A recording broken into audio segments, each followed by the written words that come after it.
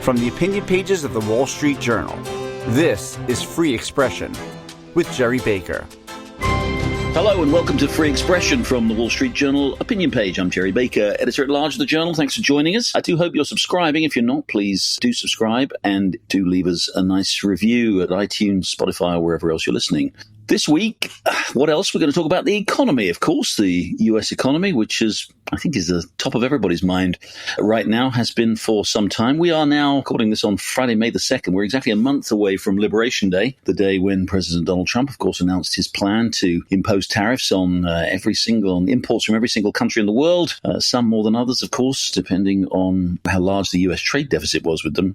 As we know, though, that announcement caused a certain amount of consternation in financial markets and indeed with pretty well everybody around the world, except those who work directly for Donald Trump. And over the course of the next week, President Trump announced a pause on the tariffs, except for those on China, the swingeing tariffs on China, 145%. And since then, we've gone back and forth on this question of whether or not we will have deals with the various countries. President and his team are negotiating deals with many countries, most important of all, China. And we're going to have to wait and see still the impact of those deals and what effect they have on the tariffs and, of course, ultimately what effect those tariffs will have on the economy. But that's not the only news in the economy. As all of this Sturm und Drang unfolds around whether or not President Trump is creating a new world order or plunging the US and indeed much of the world into a period of economic stagnation, the economy itself seems to be continuing relatively robust way. We had weak GDP numbers for the first quarter of the year, showed a slight decline in the gross domestic product, but that was attributed almost entirely to a big surge in imports, which may or may not have been the result of people stocking up on goods before the tariffs were expected to take effect. So it doesn't tell us much about the overall health of the economy. And then again, on Friday, May the 2nd, when we're recording this, we had a very good, solid jobs number, the most important monthly economic data for the economy. It was pretty good, 177,000 jobs created in April, a little bit of a downward revision to previous months, but all of that suggesting that the economy, for all this uncertainty, for all the fear and the alarm out there, the economy is actually proceeding along still at a relatively healthy clip. And of course, in the background of all that, of course, is the financial markets. After President Trump's Liberation Day announcement, as I said, markets fell very, very sharply. Equity markets fell, but perhaps even more strikingly, bond prices fell, yields went up, and the dollar fell very sharply as people really did wonder what effect all this might be having, not just on the immediate US economic outlook, but on the longer term prospects for people wanting to invest in the US in an era of such uncertainty. But since then, it has to be said that markets have come back pretty solidly. We're not quite back, almost back to where we were before Liberation Day. Again, as I record this on Friday, for equities, bond yields have come down again somewhat. They're about 20, 30 basis points below where they were, the peak they hit in those days after Liberation Day. Dollar is still weak. But overall, there seems to be a kind of a mood settling in that maybe the fear that was around after April 2nd was a little bit overdone. Maybe we are going to get some deals between the United States and its major trading partners. And maybe for all the alarm and despondency, the US may just continue to go along being the very successful, healthy, dynamic economy it's been. So that's where we are. Well, meantime, of course, we've got big negotiations going on between the president and members of Congress, leading members of Congress, over a big tax cut plan. Of course, the extension of the 2017 Trump tax cuts and some other tax provisions. President Trump is just about also coming out with his budget. We've had DOGE going on with its cuts that it's achieved. So we've got the whole fiscal picture there at a time when the US faces a very serious fiscal problem with a deficit of almost 7% of GDP. So where does all this leave us? What's the outlook for the economy? Are things better than maybe we feared a month ago? Or are we still facing these uncertainties and the risks to the economy? Well, this week, I'm pleased to say I'm joined by someone who really should have many of the answers to these questions, economist, but of course, most importantly, economic policymaker in the White House. That's Kevin Hassett. Kevin is the director of President Trump's National Economic Council at the White House, a long-standing economist, formerly with the AEI. He also served in the first Trump administration, a very prolific author and commentator on economics. But as I say, right now, one of our key economic policymakers, and I'm delighted to say he joins me now. Kevin Hassett, thanks very much for joining Free Expression. Oh, great to be here. Let's start, if we may, with how you see the economy right now. We've had a slew of economic data this week. I'm recording this on Friday afternoon. We had the GDP numbers for the first quarter, which showed actually a contraction in GDP, but that was obviously seemed to be very heavily focused on imports, which subtracted significantly from GDP. Domestic demand still seemed to be pretty solid. Of course, the contraction of GDP happened, as I say, in the first 3 months of the year. Then today, Friday, we had the jobs report for April, which was, again, a solid month, 177,000 jobs created, a little bit of downward revision to previous months, but unemployment remaining low, moderate increase in wages, economy looking pretty good. So when we had that GDP number, Kevin, President Trump said that was Joe Biden's economy still at work. Now we've got the pretty solid jobs numbers for April. Is this Joe Biden's economy still, or is it Donald Trump's economy now? Well, I'm an economist, and so I think if you're looking at Donald Trump's policies in place in January, I think then the answer is no. Are some of them starting to be in place? The answer is yes. We've made lots of progress on deregulation. There's been a lot of positive sentiment because of the really great momentum we have in the tax space. And then there's been onshoring of activity related to the trade policy. I think let's unpack a little bit the jobs numbers and the GDP numbers a little bit, just because they're kind of both really interesting. I think that for the jobs numbers, the total gain of 177,000 in April was especially interesting to me, given the way we've been looking at the jobs data for the last few years, because almost all the job creation for this whole year, and this is true in April as well, is in the private sector. That, federal government employment in April, after accounting for a lot of the job gains in the Biden administration some months, was down 9,000, and about 96% of the jobs that have been created since President Trump took office are in the private sector.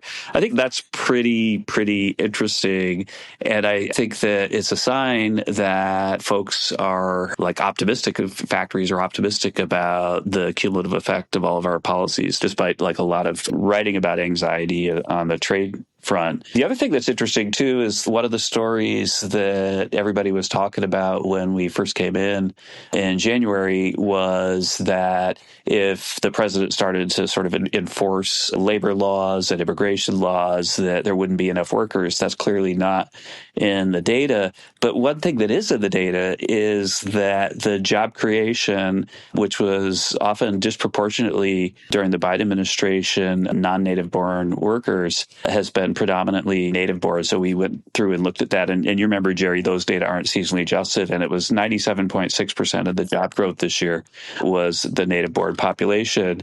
So what we're seeing is that people are rejoining the labor force and factories are adding shifts, and the Trump policies appear to be working a lot the way they did in the first term.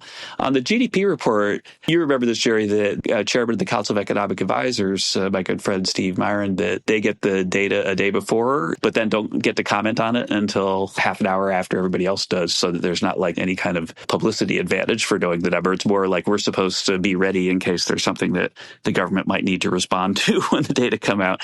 And when I looked at the numbers with the CEA chair, when we got them the day before, I looked at it and I'm like, wait, this doesn't make any sense. The example that I gave, and Steve, of course, recognized it as well, is that if you say buy, I don't know, a Mercedes, then the Mercedes goes into consumption and it goes into imports, say. If it's a lot of Mercedes are made in the U.S., right? But so it's plus C minus M, so the effect is zero, right? And so I'm looking at the idea that the Bureau of Economic Analysis, whose professionalism I absolutely 100% respect, and they say it's minus 5% contribution from a surge in imports. Then I'm immediately thinking, well, wait a minute, where did the money go, right? And so we started looking at every possibility. So it didn't go into consumption. It didn't go into inventories. You could have imagined, if people are anxious about tariffs, that they would be importing a bunch of stuff ahead of a possible tariff, and it would show up in inventories. I thought there was a fairly significant increase in inventories. There was a little bit of an increase in inventories, but it was maybe almost 300 billion too little. So there was kind of, to my mind, and this is not a White House spin thing. This is, me for decades, Jerry, right? It's economist guy. I'm where did the money go? And if it doesn't go into inventories and it does go into consumption, one thing you could think is, oh, well, then maybe what happened is they bought a Mercedes instead of a General Motors car, and so there's a substitution. But actually, domestic numbers were up, right? And so I think that when we dug into it, when CEA dug into it with the Bureau of Economic Analysis, then they themselves suggested that there is a lot to study. And I think that in part, the normal relationships between things in GDP that they build out of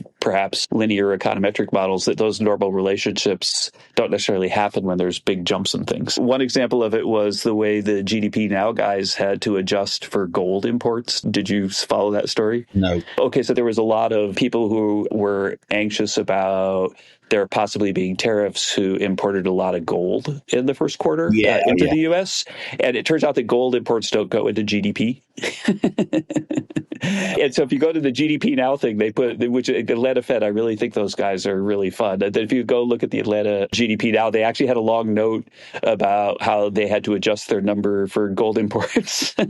And so I think that there's other things in these data like this. We can sort of stipulate that the economy, the first 4 months of the year, at least so far, looks like the economy is in fairly solid health. But of course, we haven't yet seen any data of the effect of the tariffs because, of course, the tariffs haven't really come into effect yet. They've been announced and paused and announced and paused. And, we're going through these negotiations. So again, there's no real as far yet, perhaps in some small sectors there's no real as yet impact of President Trump's plan to impose tariffs. Is this? Can I respond to that? First of all, it's just kind of interesting that the Liberation Day came before the survey week for the jobs numbers. And so this 177,000 boost in jobs is something that happened post that Liberation Day and actually pre the pause. So it is actually the first number that's post that, but also there's been an enormous amount of tariff revenue so far this year. So tariffs have actually been in place pretty much through the whole Trump administration, and tariff revenue is way up this year, right? Well, certainly a fraction of the planned effective tariff rate that was announced on Liberation Day, but even still a fraction of what the overall effect will be if those tariffs are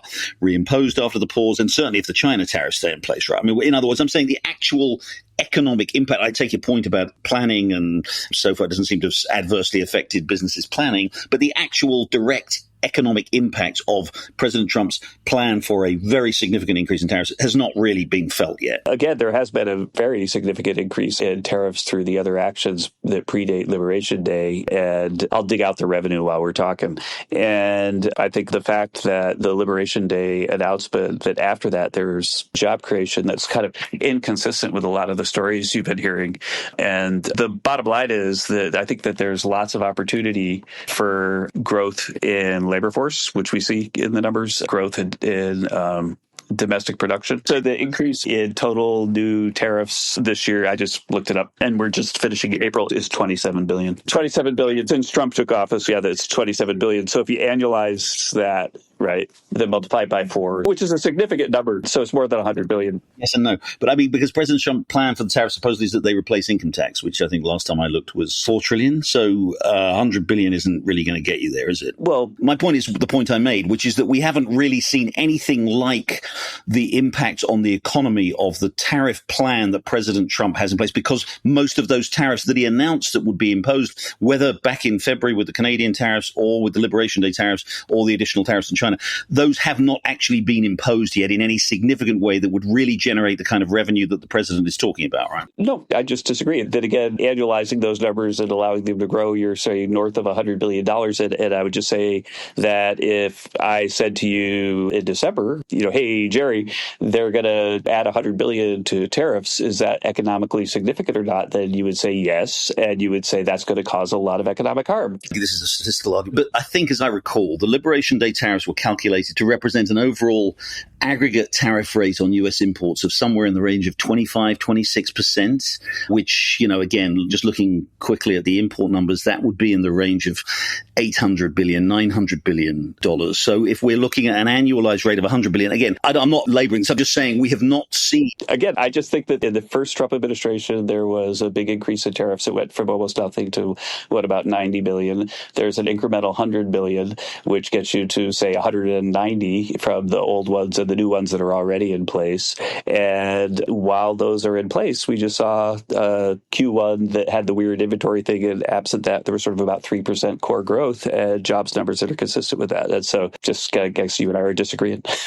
No, we're not going to disagree. I think we're just trying to establish the facts, right? So $100 billion, it represents 3% of the total value of imports. Again, I think it was generally agreed that it was that the figure that President Trump had in mind for his Liberation Day tariffs would raise the average tariff rate to about 26-27%. Is it your assertion that the Liberation Day tariffs were not the beginning of a negotiation, that they were like that's just the end of the story? No, that's what I want to get onto. So what was the point of the liberation tariffs? Yeah. So let's talk about the negotiations. So probably the most important one, given the importance of the relationship, is with China. What's going on there? Because with the Wall Street Journal, we had a story today reporting that China was interested in talking to the US and was talking to the US about making some concessions with regard to fentanyl and to the precursor products for fentanyl, which clearly come out of China. Can you tell us about that, how that is going and how important that is in the broader context of a possible deal with China? It's 100% extremely important that China has reached out and agreed to help us stop this fentanyl problem, which is, almost wholly a crisis created by Chinese pharmaceuticals that then come in through various means, through, the U.S. Post Office, through Canada, through Mexico. And so I think that there's going to be more news, I'm sure, in the weeks to come, but the news that you guys have been covering is accurate, that the Chinese have made some concessions. There have been some contacts and conversations about possible conversations, and even things starting to look interesting if you read the Chinese public media.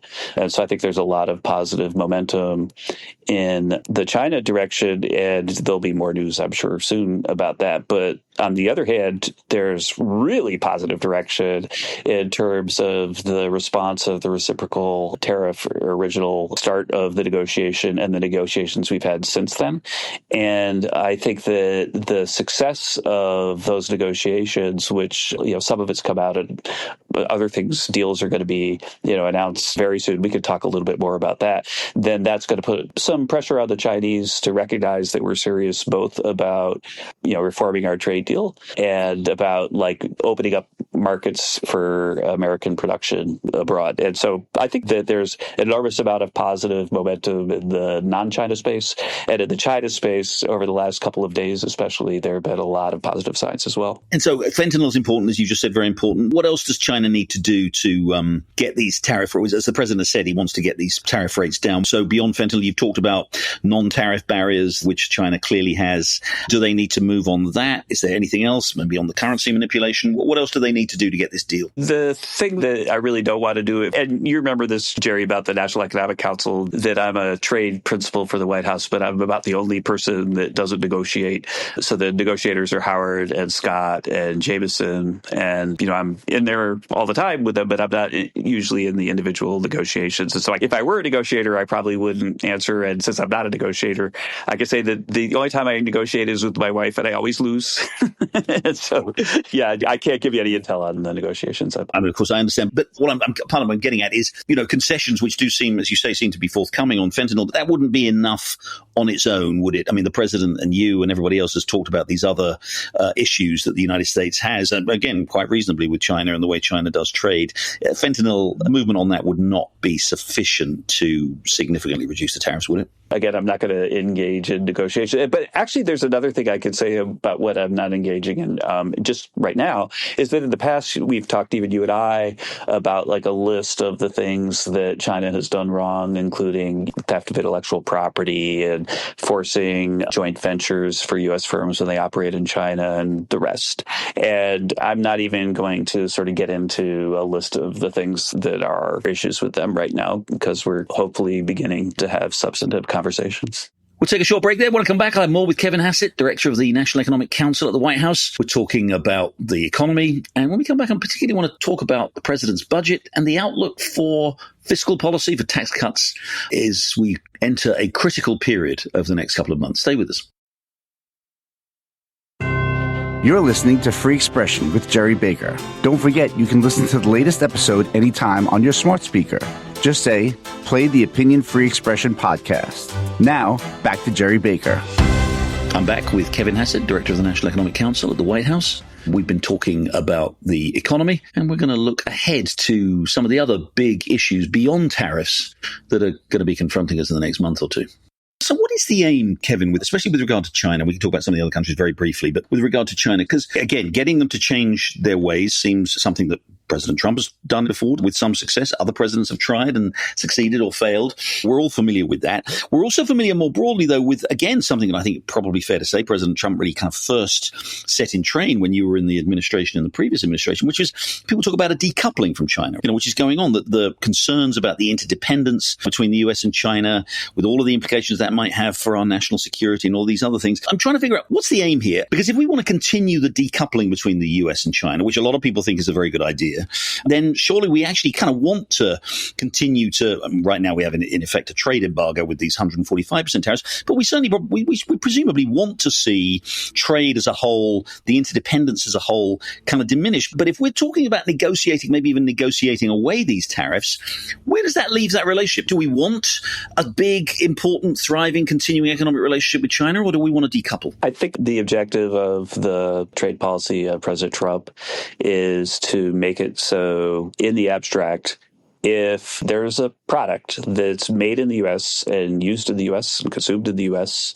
or turns into a machine in a factory in the U.S., if we market it in the U.S., then we should be able to market that into foreign economies. And even our closest friends have very often not allowed us to do that. So a car that's made in the U.S. that we're driving around that's keeping our passengers safe isn't allowed to be sold without significant regulatory changes in Europe, for example. And the basic idea is to open up their markets for our products and to onshore more things that are super important in terms of potential supply chain disruptions and create a demand for U.S. workers that's commensurate with basically a reasonable share of production being headquartered in the U.S. and produced in the U.S. And the problem is that historically, the non-tariff barriers have closed the access of U.S. producers down to almost nothing in many, many industries. And it's our view, the president's view, and my view, and the rest of the economics team's view, the failure of people to allow us to sell stuff into those countries while we're more or less open has disadvantaged American workers. And the example of this that I like to give is that when China entered the World Trade Organization, then over the next 15 years, the cumulative real wage change in the U.S. was minus $1,200 because the idea that getting all this cheap Chinese stuff would be really good for American workers would have been good if labor demand had stayed on trend. But instead, what happened is that wages went down more than prices as we did it. And so what we're doing is we're looking at both W, the wage rate, and P. And when we were there before, we created very significant, President Trump's policies created very significant real wage gains. And it's our view that this policy mix, which we haven't started talking even about the tax cuts, that this policy mix will create really significant real wage gains again. And again, that's another thing that was a very good news story in the jobs report that we just had. Purely hypothetically, because of course this isn't going to happen. But if China turned around and said, you know what, you're right, we shouldn't have this huge deficit with you, this huge surplus with you on our side. We're going to take measures that are going to eliminate that deficit. We're going to maybe even target it over 5 years. There's going to be no more deficit. We're going to massively increase imports from the US into China, while maybe Chinese imports stay level or come down a bit.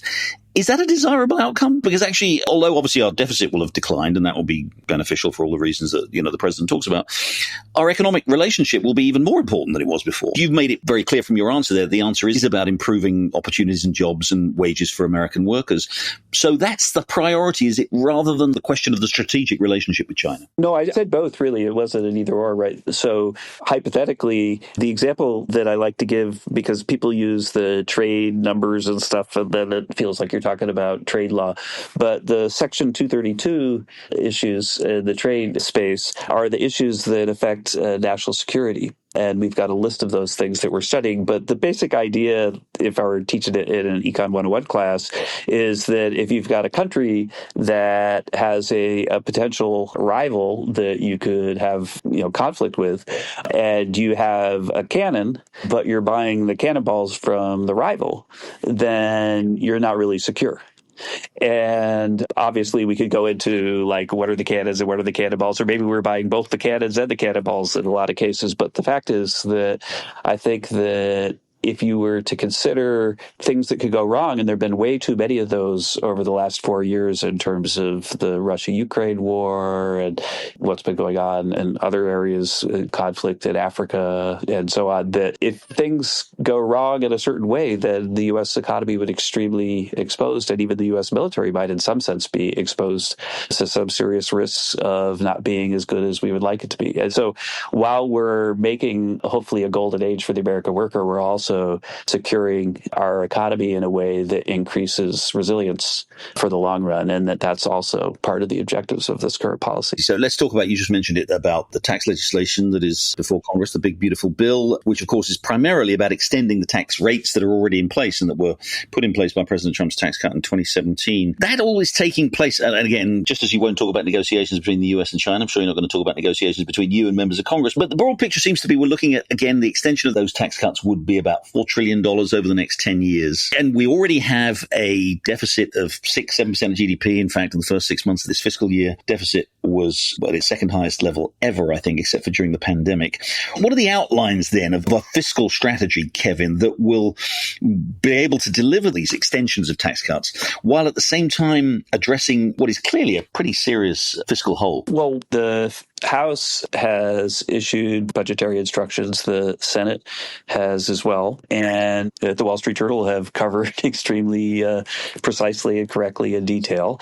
And the White House, through Scott Bessent and me and the other members of the Big Six, have been negotiating virtually continuous time with members of the House and members of the Senate, but especially the Speaker of the House and the Majority Leader and the Chairman of the Finance Committee and the Ways and Means Committee. And I'm just stunned, having done this back in 2017 in the previous administration, at how much agreement there is and how fast things are moving. And you would agree, right, compared to we didn't get the tax bills passed last time until the fall. And I think everyone expects it's going to happen soon. And for sure, we're very, very attuned to the need to not have another inflationary spiral that was set off by the reckless spending of the Biden administration. And, a metric of how deeply committed to this we are is that we've already found all sorts of ways through DOGE. We're preparing or, have already set up some rescissions to get that spending back. The House and the Senate are negotiating the spending reductions that go into the reconciliation package. And we're also going into one of the main government costs, which is federal employment, which I'll remind again, in the jobs report that we just got was down 9,000 workers in just the month of April alone. And so we're absolutely looking at reducing the government spending footprint while hopefully making it more effective. And finally, on the tax side, and this is something that you and I have been talking about since the 90s, think about this when you're thinking about the impact of the taxes, that when we cut the corporate tax rate from 35% to 21%, then the Congressional Budget Office and many news outlets other than the Wall Street Journal were talking about how this was going to put a big hole in the deficit and make interest rates go way up and so on. And when we did it, then basically corporate tax revenue was about half of where it is now. So what do the tax cuts cost? The interesting thing for me that's kind of like a puzzler. So because we got the Laffer curve effect on corporate revenue, then any change we make to the corporate code now, the CBO says costs way more. Right? Because they see all this revenue that only came because of the Laffer curve. And so I think if you think about the supply side nature of the tax bill that is broadly agreed to in both the House and the Senate and the White House, then there's a lot more supply side action than the Tax Cuts and Jobs Act.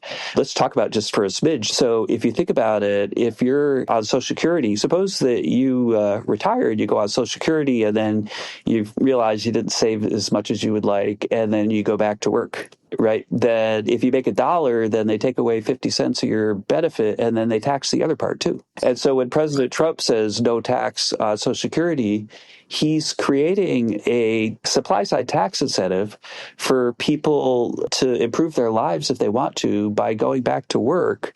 And if you look at the academic literature, then some of the most elastic, economists say, or the most responsive to taxes people on Earth are people that are in that bucket, that really want to go back to work, but they can't because they're penalized by such obscenely high tax rates. And so when I think about what we're doing with the new tax reform is that we're extending the Tax Cuts and Jobs Act, but we're also going after not just increasing capital, but increasing labor supply as well. Like, so imagine no tax on overtime. I meet CEOs in my office, 3 or 4 of them every day. And one of the things everybody always says is that we have a problem getting the skilled workers that we need. And one of the problems they have is that after a few hours of overtime, people are like, I've had enough. And the people that folks are trying to hire and give overtime to are their most talented workers very often, right? So if we could get, an increase of a few hours from millions and millions of those people because of a reduction of the tax on overtime, then it's a really big supply side thing.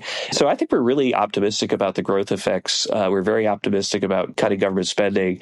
And the final thing I'll say about thinking about what numbers one should use when we're thinking about what's the economic truth.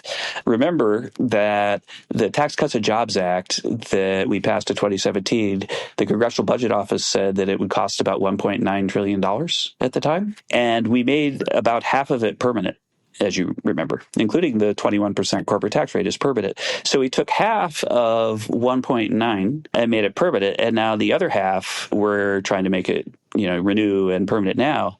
And so how does half of 1.9 suddenly turn into 4? Yeah.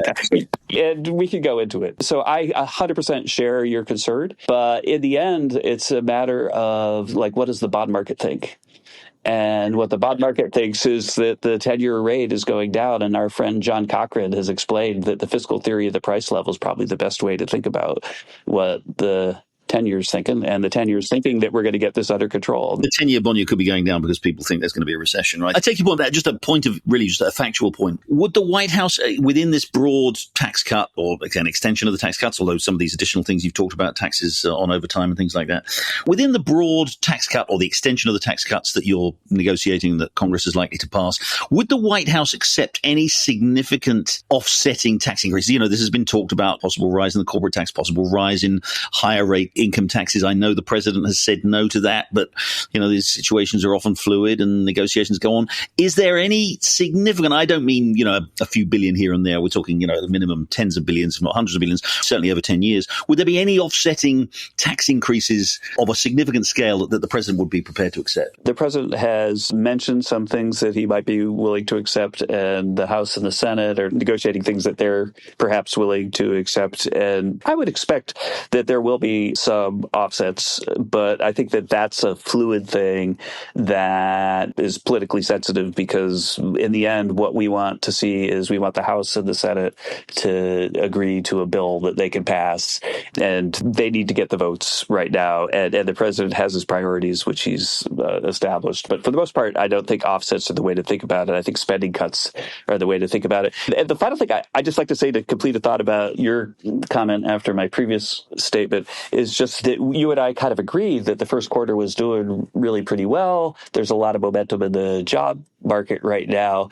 And so normally, if that's going on, then you would see the interest rates go up, right? And so the fact that they've actually gone down so much, I think, is because some of the credit must surely be going to the fact that they understand that we're going to be fiscally sane, unlike the previous administration. Again, look, and also rates go up and rates go down, right? I mean, the rates shot up in the days after Liberation Day and then came down again. I mean, they seem to be somewhat more sensitive to the president's evolving policy on tariffs and the fears that the market has, how that may affect the economy. But, I think they've moved around a lot, and I think just some sort of immediately... But they're down 60 basis points since we took office. Expectations of Fed rate cuts went down, of course, and then have gone back up again. That is, expectations went up. You talked about the cuts that have been made, that Doge has made. I think Elon Musk estimates, or Doge estimates that maybe is 150 billion. You've come out today, Friday, we've reported in the Wall Street Journal, non-defense discretionary budget spending cuts of 163 billion. I think so, $300 billion there of cuts. Now, again, against the backdrop of a deficit of approaching $1.5 to $2 trillion of spending, these are not, somebody once famously said 100 billion here and 100 billion here and there, and pretty soon you're talking serious money. Actually, the irony now is that $300 billion in the context of the current fiscal picture is not serious money, is it really? It's not really getting to the kind of cuts that you might really need to make to achieve a sustainable fiscal outlook. I think that if the economy continues to grow on the path that we're on, looking at the jobs numbers over the last 3 months, and it's doing that before all of these positive shocks from tax policy, then you can see a growth outlook that combined with fiscal sanity is totally fine for the bond market. And I think that, for me, is the best explanation for why the rates have come down so much. Kevin Hassett, you put that very succinctly. Thank you very much indeed for joining Free Expression. Oh, it's great to be back with you, Jerry. Well, that's it for this week's episode of Free Expression. Thank you very much indeed for joining us. Delighted you could be with us. It was a delight for me to be with you. I hope you'll join us again next week for another episode. In the meantime, have a great week and goodbye.